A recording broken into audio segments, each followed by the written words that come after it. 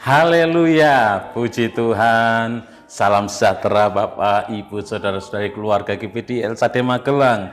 Jumpa lagi kita dalam Renungan 79. Tuhan Yesus memberkati Bapak, Ibu, Saudara sekalian. Rise up, bangkit, bergerak, berdampak. Hari ini kita akan kembali bersama-sama belajar firman Tuhan. Pembacaan kita ada di dalam Injil Lukas pasal 14. Lukas pasal 14, saya akan membacakan ayat 25 sampai 27. Demikian bunyi firman Tuhan. Pada suatu kali, banyak orang berduyun-duyun mengikuti Yesus dalam perjalanannya. Sambil berpaling, ia berkata kepada mereka, "Jikalau seorang datang kepadaku, dan ia tidak membenci bapaknya, ibunya, istrinya, anak-anaknya, saudara-saudaranya laki-laki atau perempuan, bahkan nyawanya sendiri, ia tidak dapat menjadi muridku. Barang siapa tidak memikul salibnya dan mengikut aku, ia tidak dapat menjadi muridku." Renungan firman Tuhan hari ini saya beri tema syarat menjadi murid Yesus. Kalau kita mengobservasi Injil Lukas pasal 14, khususnya ayat-ayat yang sudah saya bacakan ini, apa yang dituliskan di dalam ayat-ayat tersebut, kita dapat menyimpulkan bahwa hal tersebut adalah berisi tentang syarat menjadi murid Yesus. Dikatakan dalam ayat yang ke-26 sampai 27 bahwa kalau orang tidak membenci keluarganya, ayahnya, ibunya, istrinya, anak-anaknya, tidak dapat menjadi murid Yesus. Artinya bahwa untuk menjadi murid Yesus, syaratnya kita harus mengasihi Yesus lebih dari mengasihi siapapun. Bukan berarti kita harus membenci ayah kita. Bukan kita harus membenci ibu kita. Bukan kita harus membenci istri kita, anak kita, dan lain sebagainya. Tetapi kita harus mengasihi mereka semua. Namun Yesus tetap harus yang terutama dalam hidup kita. Kita harus mengasihi Yesus lebih dari siapapun itu yang Tuhan kehendaki bagi kita. Dan syarat menjadi murid Yesus yang kedua dituliskan di dalam ayat 27, barang siapa tidak memikul salibnya dan mengikut aku, ia tidak dapat menjadi muridku. Yaitu memikul salib dan mengikut Yesus. Itu syarat untuk menjadi murid Yesus. Dan yang ketiga, syarat untuk menjadi murid Yesus yaitu kita harus mengasihi Yesus lebih dari harta duniawi. Di dalam ayat 33 dituliskan, demikian pula lah tiap-tiap orang di antara kamu yang tidak melepaskan dirinya dari segala miliknya tidak dapat menjadi muridku. Dan di dalam peristiwa ini, di sana tokoh-tokohnya tentunya ada Yesus, ada murid-murid Yesus, dan ada orang banyak yang mengikuti Yesus. Yesus menyampaikan kepada orang banyak tentang syarat menjadi murid Yesus. Siapakah yang layak menjadi murid Yesus? Pelajaran yang kita dapatkan ya sudah jelas. Kita mendapat pelajaran bahwa kita harus mengasihi Yesus lebih dari mengasihi siapapun.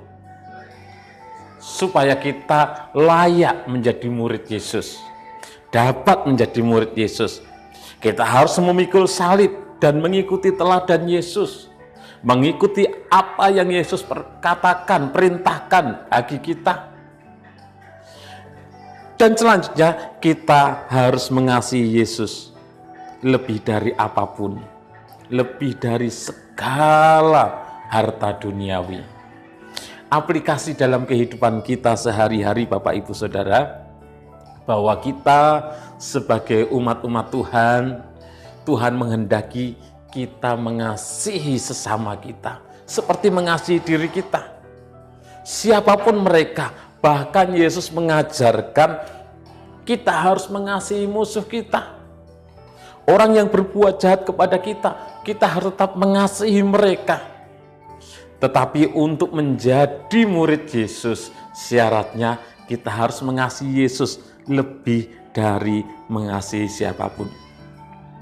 Mengasihi orang tua harus, mengasihi anak-anak harus, mengasihi keluarga harus, tetapi mengasihi Yesus itu harus yang terutama.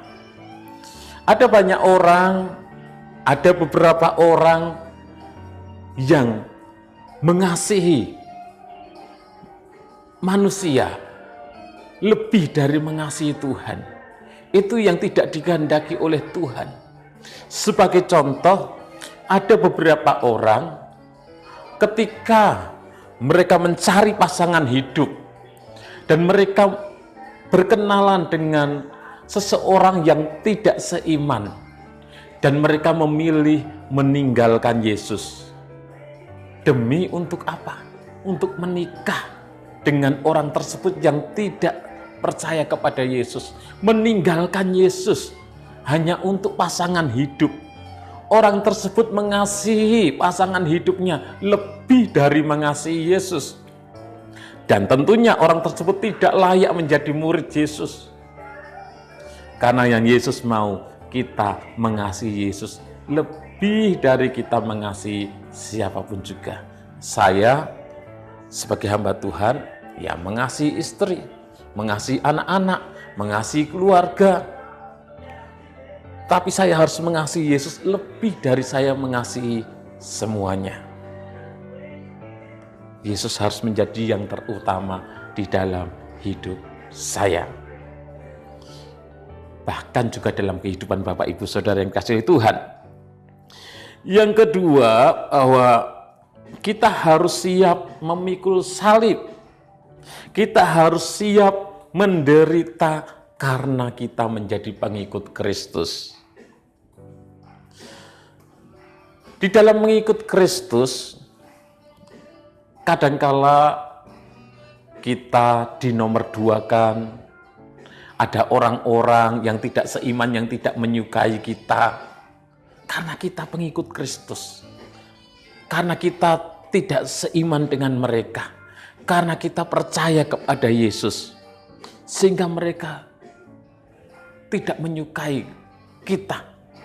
Padahal kita sudah melakukan yang baik, berbuat baik, tapi mereka menganggap kita ini kafir. Mereka menganggap kita ini najis. Itulah salib yang harus kita tanggung ketika kita mengikut Kristus. Ada orang-orang yang membenci kita, tidak suka karena kita adalah orang Kristen. Dan kita juga harus menjadi pengikut Kristus. Kita harus mengikuti teladan Yesus. Apa yang Yesus perintahkan, apa yang Yesus katakan, itu harus kita lakukan dalam hidup kita.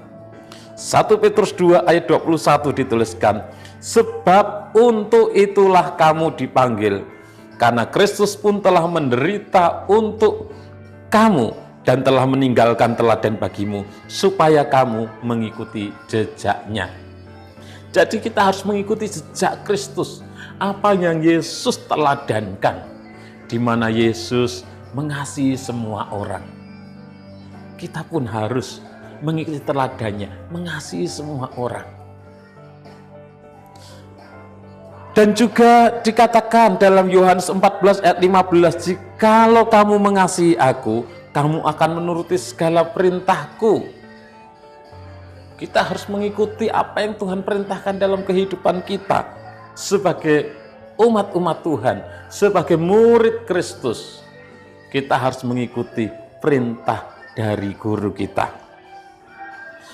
Dan yang selanjutnya, Bapak Ibu Saudara yang kasih Tuhan, kita pun yang mengasihi Yesus lebih dari segala harta duniawi.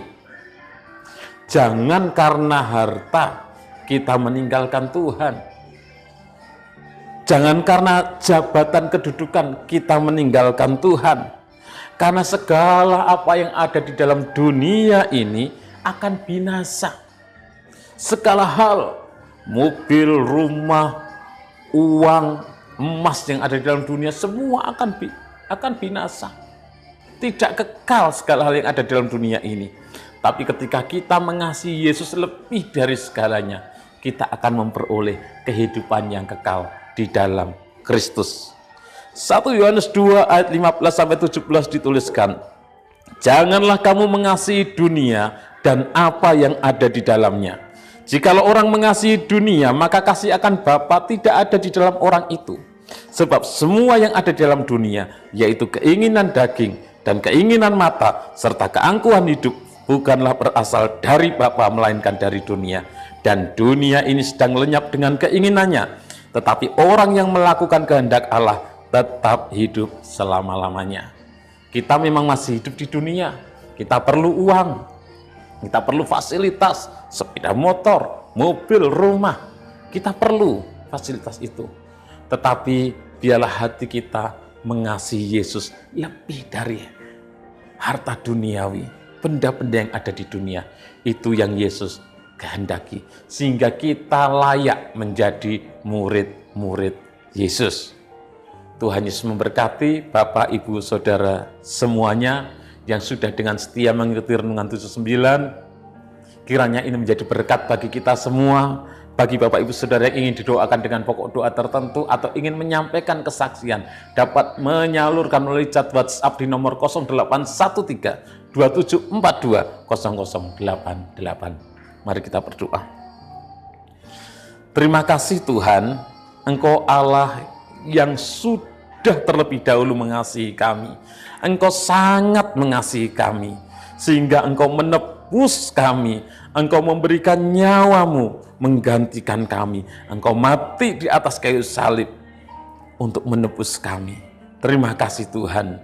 Kami pun mau mengasihi Engkau lebih dari segala-galanya. Kami mau mengasihi Engkau lebih dari siapapun. Kami mau mengikut Engkau Tuhan dengan segenap hati kami. Sekalipun apa yang kami lakukan tidak akan dapat membalas kasih-Mu, tetapi kami mau terus mengasihi Engkau lebih dari segalanya dan lebih dari apapun juga. Berkati seluruh umat-umat-Mu dimanapun mereka berada.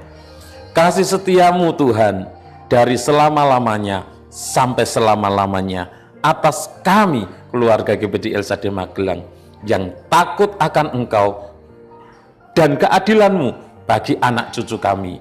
Kiranya kami berpegang pada perjanjian-Mu dan ingat untuk melakukan titah-Mu. Dalam nama Tuhan Yesus Kristus kami berdoa bersyukur. Haleluya. Amin.